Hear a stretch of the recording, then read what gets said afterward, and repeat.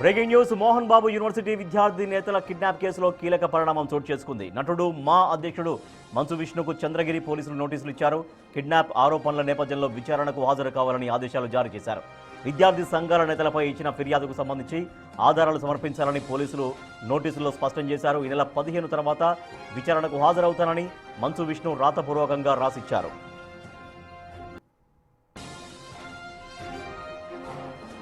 మోహన్ బాబుకు సైతం నోటీసులు ఇచ్చేందుకు హైదరాబాద్లోని నివాసంతో పాటు పోలీసులు రంగంపేటకు వెళ్లారు. అయితే ఆయన అందుబాటులో లేకపోవడంతో నోటీసులు ఇవ్వలేకపోయారు. ఇదిలా ఉంటే ఆదివారం చెన్నైలో జరిగిన వివాహానికి ఏపీ మాజీ సీఎం జగన్తో కలిసి మోహన్ బాబు హాజరయ్యారు. స్టూడెంట్ లీడర్ కిడ్నాప్ కేసులో పోలీసులు మంచు విష్ణును A2గా, మంచు మోహన్ బాబును A3గా చేర్చారు. అయితే దీనిపై ఇప్పటికే ఏపీ హైకోర్టులో మోహన్ బాబు క్వాష్ పిటిషన్ దాఖలు చేశారు. ఈ కేసులో ఇప్పటికే పోలీసులు 12 మందిని అరెస్ట్ చేశారు.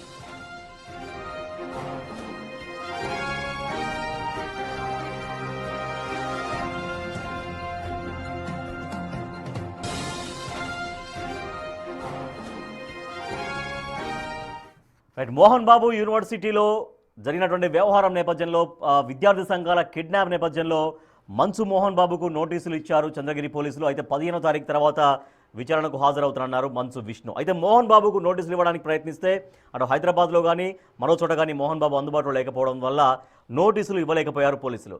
సో నిన్న చెన్నైలో జరిగినటువంటి ఒక కార్యక్రమంలో ఏపీ మాజీ సీఎం జగన్తో కలిసి మోహన్ బాబు కనిపించారు. సో మరి మోహన్ బాబుకు నోటీసులు మరి ఇస్తే ఎప్పుడు ఇస్తారనేది కూడా ఇప్పుడు ఒక ఆసక్తికరంగా మారింది. మా ప్రతినిధి దామోదర్ మరింత సమాచారం అందిస్తారు. దామోదర్, మోహన్ బాబు నిన్న మొన్నటి వరకు ఎక్కడ ఉన్నారో కనిపించలేదు, బట్ నిన్న పెళ్లిలో ప్రత్యక్షమయ్యారు. ఏపీ మాజీ సీఎం జగన్తో ఆయన మాట్లాడుతున్నటువంటి మాటలు కావచ్చు, అవన్నీ కూడా మనకు కనిపిస్తున్నాయి. సో మోహన్ బాబు ఇప్పుడు ఎక్కడున్నారో తెలిసిన నేపథ్యంలో మోహన్ బాబుకు పోలీసులు నోటీసులు ఇచ్చే అవకాశం ఉందా? మోహన్ బాబు రైట్ నౌ ఇప్పుడు ఎక్కడ ఉన్నట్టుగా చెబుతూ ఉన్నారు? రాజేష్, విద్యార్థి సంఘాల నేతల కిడ్నాప్ కేసుకు సంబంధించి మంచు విష్ణు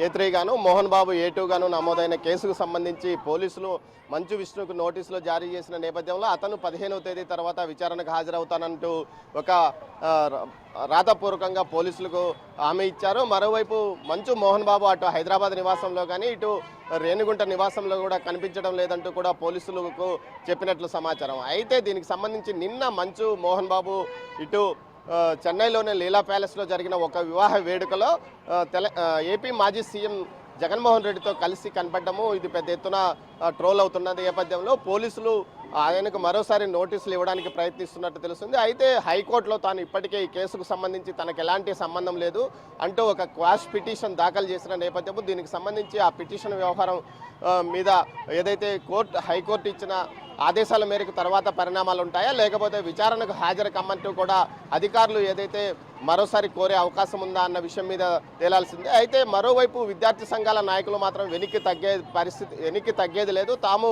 ఈ వివాదాన్ని మరింతగా ముందుకు తీసుకెళ్తామంటున్నారు. ఇప్పటికే ఏపీ హోంమంత్రితో ఎవరైతే కిడ్నాప్కు గురయ్యారో అక్బర్తో పాటు వినోదులు ఆమెను కలిసి మాట్లాడారు.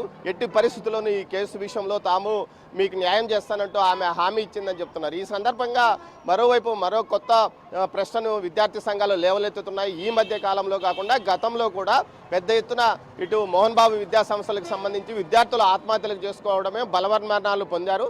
దీనికి సంబంధించిన పూర్తి సమాచారం తమకు ఇవ్వాలి. ఏదైతే మోహన్ బాబు డ్రీమ్డ్ యూనివర్సిటీగా ఏర్పడినప్పటి నుంచి ఇప్పటి వరకు ఎంతమంది విద్యార్థులు ఆత్మహత్యలకు పాల్పడ్డారు, ఎంతమంది విద్యార్థులు మరణించారు, వీరి యొక్క వివరాలన్నీ పూర్తిగా కావాలంటూ పోలీస్ శాఖను విద్యార్థి సంఘాలు కోరినట్లు సమాచారం. ముఖ్యంగా ఏదైతే ఎంసెట్లో కన్వీనర్ కోటా కింద పెద్ద ఎత్తున పేద మధ్యతరగతి పిల్లలు మోహన్ బాబు డ్రీమ్డ్ యూనివర్సిటీలో అడ్మిషన్లు పొందారు. ఆ తర్వాత వారిని ఫీజుల పేరుతో అత్యధికంగా దోపిడీ వ్యవహారంగా కొనసాగుతుంది. ఇప్పటికే ఉన్నత విద్యామండలి కమిషన్ ఏకంగా 20 కోట్ల రూపాయలు వెనక్కి చెల్లించాలంటూ ఆదేశాలు జారీ చేసింది. 26 లక్షల రూపాయలు జరిమానా కట్టాలంటూ ఆదేశాలు ఇచ్చింది. హైకోర్టు నేపథ్యంలో ఇది కొంత వాయిదా పడిన నేపథ్యం. ఇలాంటి పరిస్థితుల నేపథ్యంలో పూర్తి స్థాయిలో తమ పోరాటాన్ని కొనసాగిస్తామని విద్యార్థి సంఘాలు అంటుండగా తనకు ఈ కిడ్నాప్ వ్యవహారంతో ఎలాంటి సంబంధం లేదు, కేవలం అక్కడున్న సిబ్బంది PRO సతీష్తో పాటు ఇతరులు చేశారని ఇటు మోహన్ బాబుతో పాటు మంచు విష్ణు కూడా చెప్తున్న పరిస్థితి. ముఖ్యంగా ఏదైతే ఈ కేసుకు సంబంధించి ఆ వాడిన వాహనాలు 3 మోహన్ బాబు యూనివర్సిటీకి సంబంధించి కాగా కిడ్నాప్ జరిగిన ప్రదేశము, వారిని ఉంచిన ప్రదేశం కూడా మోహన్ బాబు ఆస్తులు కావడంతో ఈ కేసులో వీరి పాత్ర ఖచ్చితంగా ఉంటుందని పోలీసులు అనుమానిస్తున్నారు. ఆ దశగానే దర్యాప్తు కొనసాగుతుందని వారు అంటున్నారు. Rajesh, right, thank you Damodar.